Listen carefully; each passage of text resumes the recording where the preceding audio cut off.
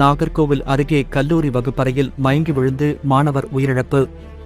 கன்னியாகுமரி மாவட்டம் தக்கலை அருகே உள்ள வில்லுக்குறி குளுமைக்காடு வீரவிளை பகுதியைச் சேர்ந்தவர் சுரேஷ்குமார்.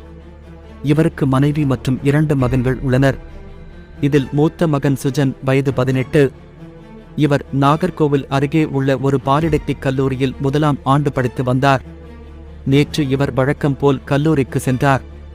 இந்நிலையில் வகுப்பறையில் காலை ஆசிரியர் பாடம் நடத்திக் கொண்டிருந்த போது திடீரென சுஜன் மயங்கி கீழே விழுந்தார். இதனைக் கண்டு அதிர்ச்சியடைந்த சக மாணவர்கள் மற்றும் ஆசிரியர்கள் உடனடியாக சுஜனை மீட்டு தனியார் மருத்துவமனைக்கு கொண்டு சென்றனர். பின்னர் அங்கிருந்து மேல் சிகிச்சைக்காக ஆசாரிபள்ளம் அரசு மருத்துவக் கல்லூரி மருத்துவமனையில் சேர்க்கப்பட்டார். அங்கு டாக்டர்கள் பரிசோதித்துவிட்டு சுஜன் ஏற்கனவே இறந்துவிட்டதாக தெரிவித்துள்ளனர். இதை கேட்டு அவர்கள் அதிர்ச்சியடைந்தனர். மேலும் இதுபற்றி தகவல் அறிந்ததும் ராஜாக்கமங்கலம் போலீசார் சம்பவ இடத்துக்கு விரைந்து வந்து உடலை மீட்டு பிரேத பரிசோதனைக்காக அனுப்பி வைத்தனர்.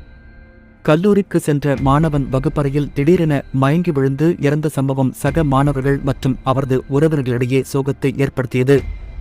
இது தொடர்பாக போலீசார் வழக்கு பதிவு செய்து மாணவன் சாவுக்கு காரணம் என்ன என்பது குறித்து விசாரணை நடத்தி வருகின்றனர்.